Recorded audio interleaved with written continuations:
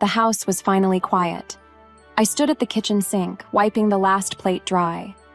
The sponge had worn thin, but I kept scrubbing, just to keep my hands moving. Dinner had been a quiet mess. Derek came home late again, something about a team lead helping someone move. I didn't even ask this time. Tyler barely said a word. He just ate 2 bites of his food, then carried his plate to the sink without looking at me. It hurt more when he didn't speak than when Derek lied. Lily had fallen asleep on the couch with one shoe still on. I'd tucked her in, brushed her hair behind her ear, and kissed her forehead. She smiled in her sleep. That helped. A little. I glanced at the clock on the stove. 11:17 p.m. The light from Tyler's room was still on, the glow flickering softly under his door. He was probably editing again. That camera of his was his whole world. It made him light up in a way I hadn't seen from Derek in years. I almost knocked, just to tell him not to stay up too late. But something told me not to. Maybe it was the way he avoided eye contact during dinner. Maybe it was the stiffness in his shoulders when Derek walked into the room. Instead, I walked into the living room and sat on the edge of the couch. I stared at the blank TV screen for a long time. The remote was right there, but I didn't reach for it. I didn't need noise. I just needed a moment where I didn't have to pretend everything was okay. Behind me, I heard the faint clicking of Tyler's keyboard. Fast, then a pause, then fast again, and then nothing. No sound, no typing, no mouse, just stillness. I turned my head, listening. Nothing. Then I heard the door to his room quietly shut. Not slammed, just gently clicked into place. Something about that sound made my stomach turn. Tyler never closed his door completely. I stood up and walked toward the hallway, stopping just before his room. I wanted to knock. I wanted to ask, "Are you okay?" But my hand wouldn't move. It stayed frozen near the doorframe. So I walked away. I went back to the kitchen, poured a glass of water, and stared out the window into the backyard. The moonlight fell across the grass in thin lines through the fence. Everything looked calm. Still. But something in the air felt tight. Like holding a breath. I didn't know that Tyler had found something. Something he wasn't supposed to see. And that he was watching it. Over and over again. Just a few feet away from me. I didn't know his hands were shaking. Or that his mouth had fallen open. Or that he was holding back tears. I didn't know that my son had just seen something that would change all of our lives forever. But I would. Very soon. It started small. At first, Derek said he just needed time to clear his head. He'd take long drives, come back smelling like someone else's perfume, and act like nothing happened. When I asked where he went, he'd say something like, "Just recording stuff for a personal project." Recording what? We weren't YouTubers. Then one Saturday morning, I found him fumbling with Tyler's camera in the garage. He smiled like he was caught doing something silly. "I borrowed it," he said casually. "Thought I'd try vlogging. You know, like the kids do." I laughed, more out of confusion than humor. "Since when do you vlog?" "Since now, I guess. Might help me decompress." I didn't ask more. I wanted to believe he needed an outlet, a hobby. He hadn't seemed happy for a long time, and neither had I. Maybe this was a good thing, but he wouldn't show me what he was recording. Ever. He'd come home, head straight to the bedroom, and lock the door with the camera in his hand. A few hours later, he'd emerge without it. By dinner, the camera would be back in Tyler's room like it never left. One afternoon, Tyler asked him, "What are you recording?" Derek froze for half a second. Not long, but long enough for me to notice. "Just boring adult stuff," he replied, patting Tyler's head like he was 5. Tyler didn't smile. He just nodded slowly and looked away. That's when I started paying closer attention. Derek wasn't just acting strange. He was different. Not louder, not mean, just distant. His hugs felt hollow. His words felt forced. And at night, he stopped reaching for me. We used to lie in bed and talk about everything. The kids, the future, what color we should paint the kitchen. Now we just lay there, two strangers with a silent wall between us. He kept turning his phone screen away from me. He'd smile when it buzzed, then flip it over. I caught him once, just glanced, and all I saw was a text from someone saved as just an initial. E. When I asked who that was, he shrugged. Work stuff. I didn't push. I didn't want to become the jealous wife. I told myself, you're being paranoid, he's just tired. You both are. But deep down, something didn't feel right. Tyler started writing more in that little notebook he carried everywhere. I thought it was schoolwork until I glanced over his shoulder one evening. It was filled with short entries, observations, times, dates. Something like, Dad left at 3:18 p.m., took camera, came back 7:46 p.m., didn't speak to Mom. I didn't ask him about it. I probably should have. Instead, I told myself it was just a teenage phase. Maybe he was mad at Derek for missing his game last month. Maybe he just needed space, like his dad said. We were all drifting from each other, and I didn't know how to fix it. But now, looking back, I wonder, what if Tyler knew? What if he'd already started piecing things together? Long before I did. What if I should have asked more questions when there was still time? My mother had never been the type to just drop by. Evelyn was deliberate, polished. She called ahead. She made appointments to visit her own grandchildren. She didn't swing by. That was more Monica's style. But over the last few weeks, she'd started appearing at the door with no warning. Arms full of store bags, smiling wide like she owned the place. I was in the neighborhood, she said once, stepping inside before I could even answer. Thought I'd bring you some new dish towels. The ones you had were getting sad. I laughed politely. It's what I always did around her. But it felt forced now. She stayed for hours that day, offered to help me reorganize the kitchen drawers, then sent me off to rest while she sorted them. When I came back, Derek had come home early. They were laughing in the living room. I paused in the hallway and watched. My mother was sitting on the armrest of the couch, leaning in close, whispering something in Derek's ear. He smiled. My stomach sank. As soon as they noticed me, she sat up straight and said, "Oh, we were just talking about work. He's under so much pressure. Poor thing." Derek barely looked at me, just nodded and changed the subject. That night, I couldn't sleep. It wasn't jealousy, it was confusion. That moment played on a loop in my head. The closeness, the whispering, the way Derek didn't seem surprised she was here. The next time she showed up, she brought lunch from a place Derek liked, not me. And again, she stayed until he got home. I offered her tea in the kitchen, hoping for a moment alone with her, but she brushed me off.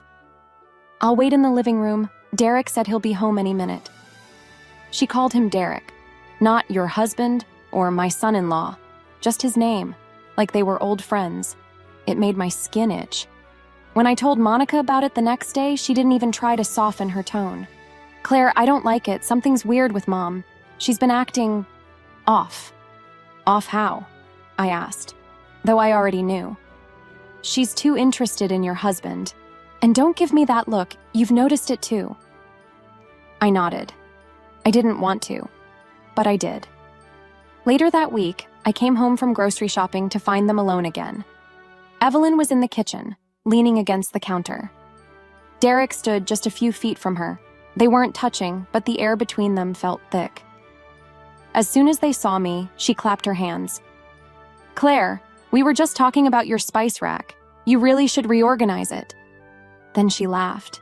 Derek forced a chuckle like he was catching up to the joke. I stood there frozen, holding 2 heavy grocery bags. That night, I told myself maybe I was overreacting. Maybe I was tired, stressed. Marriage does things to the brain. And my mother, as difficult as she was, would never cross that line. Right? But then I remembered how she'd touched Derek's arm when she laughed. Just lightly. Just for a second. And the way he didn't flinch. That image stayed with me. I couldn't shake it. And for the first time in my life, I looked at my mother and felt afraid of her. Tyler had always been quiet, observant in a way that made even adults uncomfortable sometimes. He noticed things. He remembered details. And he never said more than he needed to. But lately, he'd gone even quieter. At first, I thought it was just teenage mood swings. Then I started seeing it, the way he watched his father. His eyes would follow Derek across the room like he was studying a stranger. When Derek spoke, Tyler wouldn't respond right away. He just stared at him for a beat too long, like he was measuring something. I caught him one night in the hallway, crouched outside his own room. He was holding his camera like it was fragile glass, scrolling through something on the screen. When I asked what he was doing, he jumped. "Just checking battery," he said. But the battery indicator was full. After that, I noticed he started backing up everything. His laptop was always plugged into an external hard drive. He kept little memory cards hidden inside a sock drawer. I only found that out because I was doing laundry and felt one through the fabric. I didn't say anything. I didn't know what to say. One afternoon, I saw him copying files from his SD card to a folder labeled Fragments. I asked him what it meant. "Just pieces," he replied. "Clips. They're not really a full video yet." Then he closed the folder. There was something in his voice, hollow, like he'd been carrying a secret too big for his age, and something in his eyes that scared me more than anything else. He wasn't surprised. He was processing something slowly, painfully, like he had already seen too much. Derek still borrowed the camera on weekends, claimed it helped him unwind. He never explained what he was filming, never invited us to see it. But I started to realize he wasn't being careful. Tyler had found old files, short ones, some just a few seconds long. Blurry, shaky. Most were from odd angles, like someone had forgotten the camera was recording. But they weren't accidents. Not to Tyler. One clip, he told me later, showed someone, my mother, sitting on our couch, holding a wine glass, leaning in way too close to Derek's face. It cut off suddenly. Another showed Derek in the mirror, adjusting his shirt. He looked nervous, like he was about to meet someone. Then a hand appeared, manicured fingers, red nails, and brushed something off his shoulder. Tyler started stitching them together, quietly, carefully, like he was solving a puzzle nobody knew existed. I didn't know that. Not then. I only saw the changes, how he barely spoke during meals, how he flinched when Derek entered the room, how he refused to sit next to Evelyn anymore, even though she smiled at him like nothing was wrong. He didn't trust her. I could see it plain as day. And worst of all, he didn't trust me enough to say why. One night, I heard him whispering through his bedroom door. "Just hold on a little longer," he said to himself. "Just until the BBQ." I stood there in the dark hallway, heart pounding, not even knowing what I was hoping for. Or dreading. Something was coming. I felt it. And my son, my sweet, quiet son, was right in the middle of it. When Dad told me he wanted a BBQ for his 70th birthday, I was relieved. Not just because it would be simple, burgers, music, lawn chairs, but because it felt like the perfect excuse to gather everyone without tension. Just one peaceful afternoon, surrounded by people who loved him, I thought it might reset something, or maybe just distract us from the strange, heavy air that had been hanging over our family lately. Evelyn offered to help, of course. She always did. "I'll handle the food. You just show up and smile," she told me over the phone. She sounded cheerful, perfect even, like the woman I grew up watching command every family event with elegance and pride. But lately, every time I heard her voice, it made my stomach twist. Derek hesitated when I brought it up. "A BBQ?" he repeated. "You sure we're all going to be there?" "Of course. Why wouldn't we?" He didn't answer. He just nodded, eyes drifting away like he was thinking about something he didn't want me to hear. I asked Tyler if he could help make a video montage for Grandpa. Old photos, clips of the kids, maybe some music. He just looked at me for a second, then said, "Yeah, I can do that." I don't know why it felt like more than a yes. He started spending hours in his room after that. I'd knock sometimes, offer him snacks, or ask how it was going, but he always kept the door half shut. His eyes were bloodshot. His screen was always glowing. One night, I brought him a sandwich and saw him moving clips around on his editing software like he was building something fragile, something precise. I didn't ask questions. I wish I had. One morning, Monica stopped by to drop off decorations. She leaned in close while Tyler was out of earshot and said, "He told me to keep everyone together after the cake. Said not to let anyone leave." "What for?" She shrugged. "He didn't say." That worried me. "Do you think he's okay?" I asked. Monica glanced down the hallway toward Tyler's room. "I think he knows more than he's saying." We didn't talk about it after that, but I felt it, the shift. Something was building, just beneath the surface. Derek was quieter than usual the week of the BBQ. He kept checking his phone and disappearing into the garage. I saw him standing by the car once, holding Tyler's camera again. I asked what he was recording. "Just some thoughts," he said. I nodded. But deep inside, I didn't believe him. On the morning of the BBQ, I woke up before anyone else. I made pancakes for the kids and packed our things carefully. Tyler's suit jacket, Lily's favorite dress, extra napkins just in case. I wanted the day to feel good. I needed it to. As we pulled into my parents' driveway, Evelyn was already outside in a floral apron, smiling wide, greeting guests like nothing in the world had ever gone wrong. My dad looked happy. Truly happy. And that made me smile. I hugged him longer than usual. Derek hovered near the drink cooler, avoiding eye contact.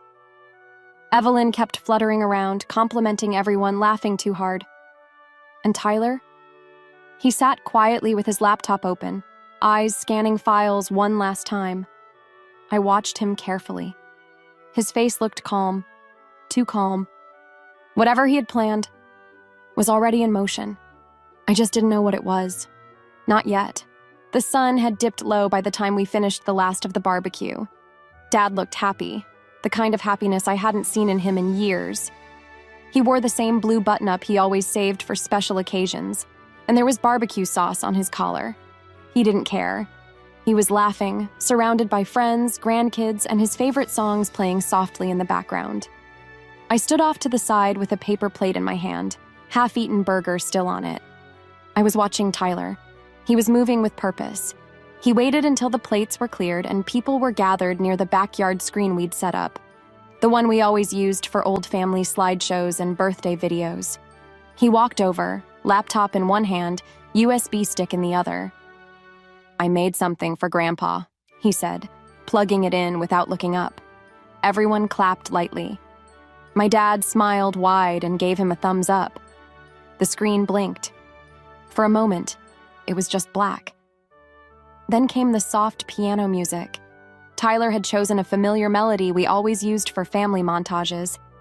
The opening clip was of Dad holding Lily when she was a baby.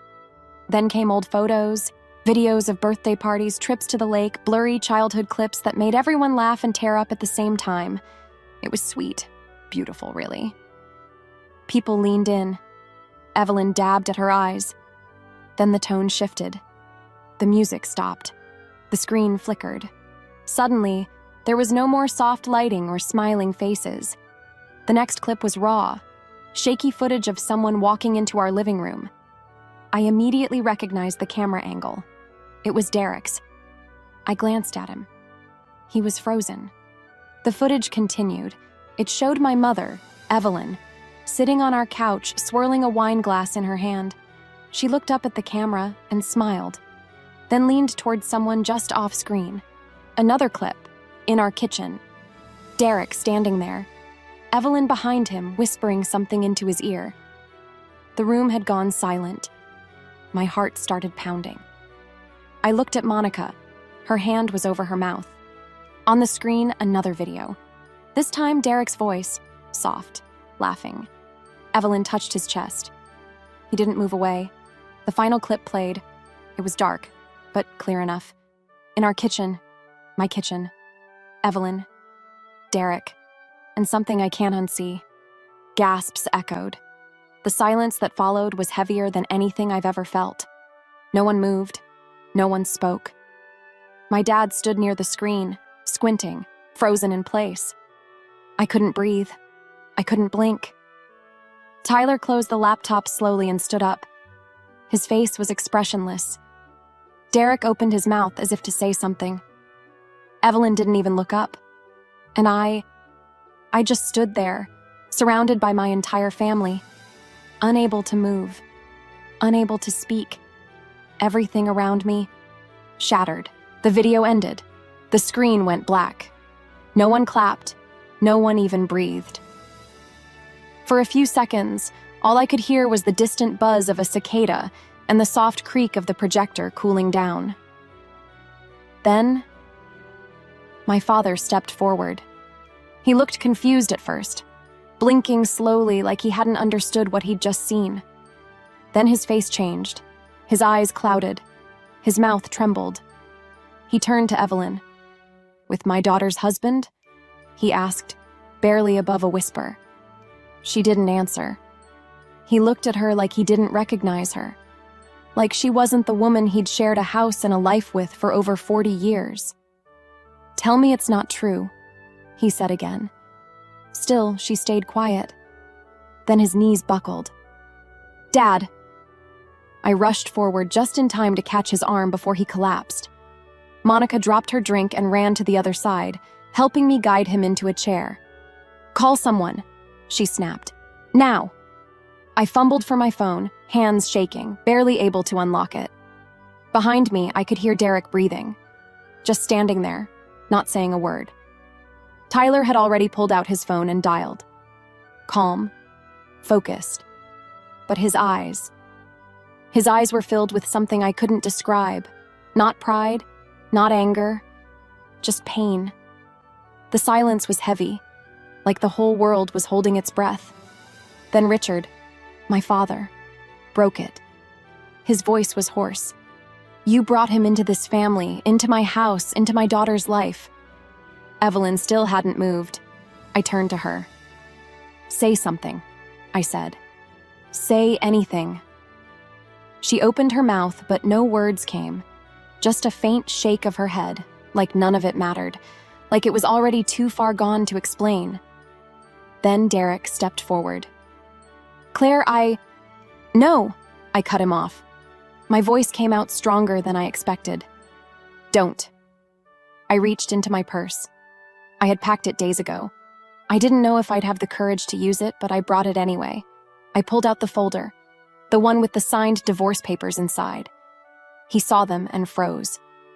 I handed them to him, slowly, deliberately, in front of everyone.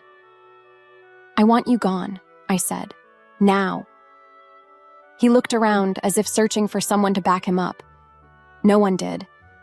Lily, thankfully, was still inside, playing with my cousin's kids. She hadn't seen the video. She hadn't seen her father's face when it played, and she would never see him again after tonight. Then Evelyn finally spoke. "Claire, it was never supposed to happen like this." I stared at her. I wanted to scream, cry, ask her why. But there were no words big enough to hold what I felt. She was my mother. She had held me as a baby, braided my hair, kissed my forehead before school dances. And now this?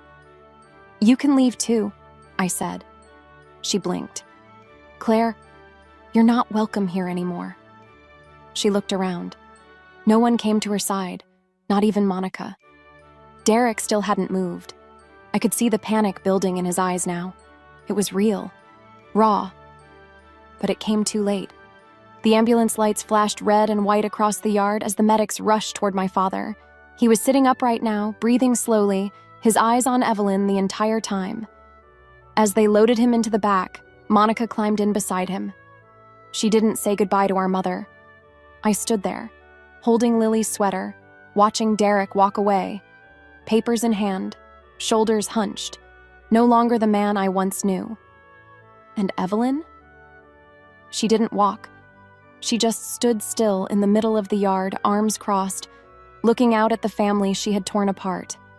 No one helped her. No one spoke to her.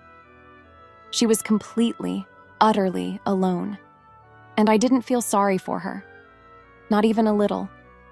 Not after everything.